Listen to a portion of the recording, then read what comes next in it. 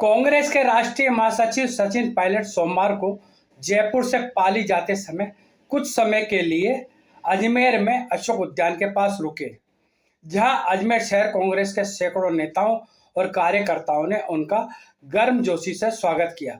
स्वागत करने वालों में पूर्व मंत्री नसीम अख्तर इंसाफ, शहर कांग्रेस अध्यक्ष विजय जैन, वरिष्ठ नेता महेंद्र सिंह रलावता, पूर्व विधायक राकेश पारीक, नाथूराम सिनोदिया, हाजी इंसाफ अली, संग्राम सिंह गुर्जर, शिव कुमार बंसल, महेश चौहान, रेणु मेघवंशी, अशोक बिंदल, हितेश्वरी टाक, मामराज सेन, सतीश वर्मा, गजन सिंह रलावता, राजेंद्र गोयल, हरी सिंह गुर्जर सहित बड़ी संख्या में कांग्रेस जन शामिल रहे।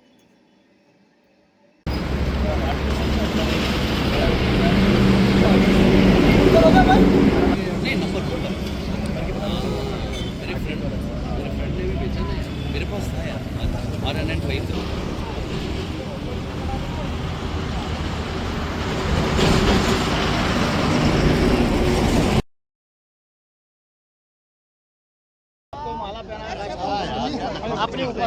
आगे चलते जाओ, आगे अरे यार क्या धक्का मुक्की कर रहे हो यार। धक्का मुक्की तो मत करो भाई साहब, आराम से यहाँ पर धक्का मुक्की करते हुए बिल्कुल आगे चलते जाओ यार।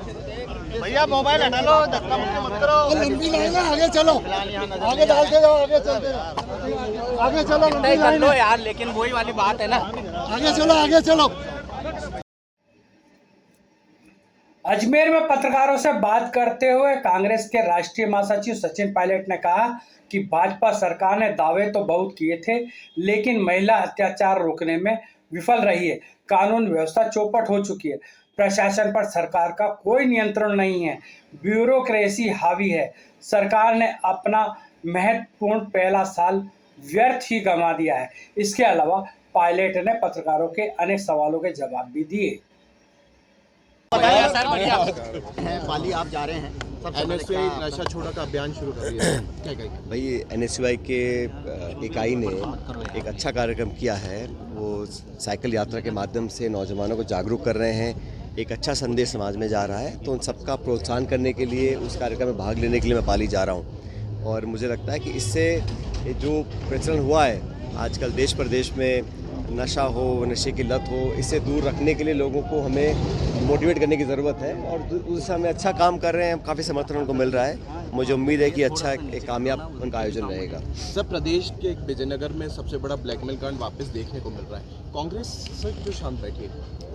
देखिए, ये 1.25 साल से लगभग सरकार बीजेपी की है राजस्थान के अंदर, और इतने दावे किए हैं सरकार ने, आंकड़े प्रस्तुत किए हैं। हकीकत ये है कि लॉ एंड ऑर्डर, महिला उत्पीड़न, इस प्रकार के घिनौने अपराध लगातार बढ़ रहे हैं। और इस पर अंकुश लगाने के लिए सरकार ने अब तक सिर्फ आश्वासन ही दिया है। जब भी सरकार का जवाब आता है आश्वासन मिलते हैं, लेकिन जो प्रशासन में पकड़ होनी चाहिए, पुलिस के ऊपर जिस प्रभावशाली तरीके से सरकार का नियंत्रण होना चाहिए, उसमें कहीं कमी दिखती है मुझे। और इच्छा शक्ति भी कमी है, उनकी प्रायोरिटीज़ अलग हैं। और दुख की बात है कि इस प्रकार के प्रकरण सामने आते हैं और समाज में लोगों में बहुत आक्रोश है। हमारी पार्टी ने विधानसभा के अंदर, विधानसभा के बाहर लगातार मुद्दों को उठाया है, लेकिन सरकार की जो लचर रवैया है, उसी का परिणाम है कि इस प्रकार की घटनाओं को अंजाम दिया जा रहा है। सचिन जी, हमेशा से ऐसे गंभीर मुद्दों पर इस बार वह बिल्कुल भी नजर नहीं आई। नहीं, ऐसा नहीं है। हम सब लोगों ने इस मुद्दे को उठाया है और न्याय मांगने की गुहार हम लोगों ने सरकार से लगाई है। लेकिन जैसा मैंने कहा कि जो रिएक्शन है, जो रिस्पांस है, जो जिस तरीके से सरकार को काम करना चाहिए इस मामले में, नहीं किया गया है। अभी भी मुझे लगता है कि जिस सख्ती से कार्रवाई होनी चाहिए नहीं हो रही है। सर, राजनीति के प्रदेश अध्यक्ष कह रहे हैं कि जो गहलोत सरकार की स्मार्ट फ्री योजना थी फ़ोन की, उसमें सरकारी खजाने को लूटने का काम कांग्रेस सरकार ने किया था।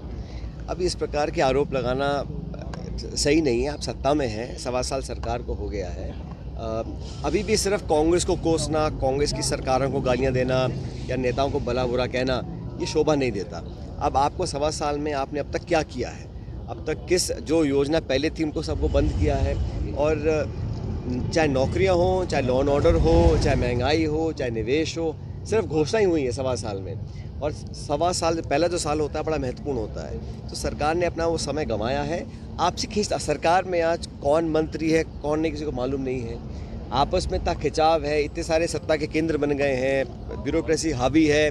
और डॉक्टर किरोड़ी मीणा जी मंत्री हैं या नहीं किसी को पता ही नहीं है। ना तो उनको रखा जा रहा है, ना उनको हटाया जा रहा है, ना उनको काम दिया जा रहा है, ना उनसे काम करवाया जा रहा है, लेकिन फिर भी वो मंत्री हैं। तो ये जो असमंजस है किस लिए, क्या मजबूरियां हैं? सरकार में डिपार्टमेंट है, आपने शपथ दिलवाई है किसी व्यक्ति को, या तो उनसे काम कराओ या उनको फ्री कर दो।